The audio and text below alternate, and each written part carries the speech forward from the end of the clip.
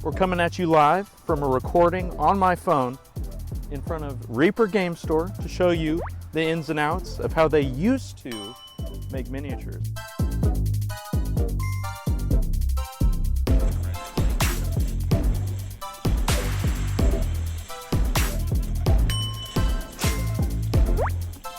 So, I'm Mitch, by the way. I'm John. Nice to properly meet you. The TARDIS.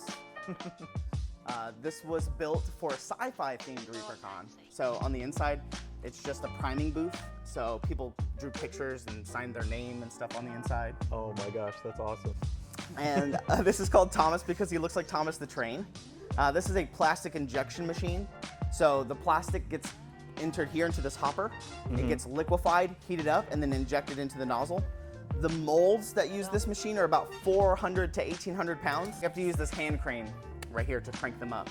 Back here is where we store all the metal models. This used to have thousands and thousands and thousands of metal models, but in the past 5 to 10 years, metal has declined in sales and things like that, just because the price of metal has gone up significantly. It's like that. I don't know if you've ever painted a metal model, but I sure have. So it's just the Man, metal this guy's purists. cool. This plastic is a lot more brittle than what you're used to. But like I said, it's really fragile. So if I take this at its ankles, I can snap it. Oh. I normally don't get to show this, but that spider I just showed you, the plastic spider, this is the metal master that was used to make that plastic mold. Oh, wow. So this is the metal master of it. But you can see it looks Master Spider. It looks exactly the same. This would be made out of green. So then we'll probably start with a wire and then mix the putty together and put it on and then sculpt it while it's curing. All the plates on the back and all that stuff, that's all hand sculpted. But modern sculpting is all digital. It's all digital now. This is mold making. So we have natural rubber, just straight from the tree. But we start off with 2 discs normally, and then I'll cut out this hole. So I'll place this in the center, and then I'll get all the masters. For instance, I'll use this one. And I'll take all the masters and I'll put them in a circle. This is old goldsmithing technology. So this is how they used to replicate jewelry and stuff back in the day. It goes inside this mold box right here. So these are big steel mold boxes. You can see here. They go inside these things right here. These are called the vulcanizers. These 2 red plates that you see, they heat up to about 315 degrees. And then the blue thing is a hydraulic press. It's basically like a car jack underneath. And then I press it under about 1,100 pounds of pressure. So when it's done, it comes out like this. And these are basically little car tires. These are called the wheels of pain. I think they're named after the Conan the Barbarian wheels. So we put small blisters on them, like this. So we have a small blister. We put it on the board like so. We put the model in face down, so when people are shopping, they can see the model. The card will go in there. And then this is about 312 degrees. So whenever I spin this underneath, I'm gonna spin it. So start, it's gonna go under there. It's gonna press. There it is. And so pretty much as soon as they come out of there, they're ready to go. There's a thin layer of adhesive on these cards. So that's what's heating up and sticking to the plastic. These are where all the molds are stored. So they're all in numerical order. Man, they look like film reels. That's what a lot of people say. They look like film reels. We call it the library. We use talc powder as a release agent on our molds. It acts like marbles on a floor. It helps the metal flow through the rubber. Oh, going over here. Whenever I lift this lid, it's gonna pressurize and squeeze it. So you can see here, it's gonna squeeze. And then whenever I close it, it's gonna start spinning. And so I can change how fast it's spinning or if it's spinning in reverse. At this temperature, our metal acts and flows a lot like water.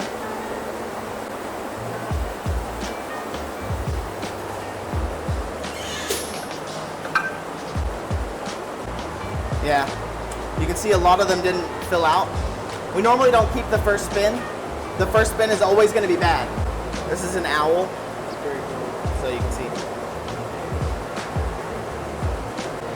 Damn, the guy's hot. The industry calls it white metal. There we go. There they go, to be reincarnated. That bird didn't live very long. No. What is this thing? Oh, so Employee slip and slide? nah. They said if we ever slide on it, we're fired. instead of forklifting stuff down all the time and being very dangerous going down these stairs right here, we built this slide. Yeah. Hey, stop that guy. He doesn't work here. How many miniatures have you made? Oh gosh. Thousands upon thousands? Easily, yeah. This is the paint department. This is the manual machine right here. We call her Tiamat. These are kidney dialysis machines. We use this to pump the paint. Since the paint is water-based, it acts a lot like blood. And this machine right here is the Swanmatic that is programmed to go down just enough to tighten this bottle. Inside of here, it's gonna grab this cap. So you can see here. And so wow. It screwed the cap on and locked the nipple into place. So this is our automatic machine, and it does everything in a circle. Puts the agitator in, pumps quickly, pumps slowly, and then puts the nipple on, puts the cap on, and screws it. So it does everything in a circle that the manual machine does. Wow. This is what Dave was wanting me to show. This is Dave's office. Dave really loves dogs, so he has all his dog calendars. He's a Triple dog calendar. He's a big, no, quadruple. I didn't see the last one. He's a big dog guy. I can see. Oh my gosh, y'all have a whole studio in here. It is exactly a studio. Mm-hmm. When we do our live stream shows up here on the desk and on our set, we use this TV to see ourselves and what the audience sees. Every other Thursday, we do Reaper Live. It's our art director, our CFO, and myself. We do a little kind of podcasty news show. And then this is the control room. So this is where all of the sound and all the cameras and stuff are managed and controlled. And this is the new game store. Probably about 5 times bigger than the old game store that you remember. All of the cases that you see are, hand-painted models over the 30 years of Reaper's existence. And there's cases and cases and cases all throughout the store. Oh my goodness.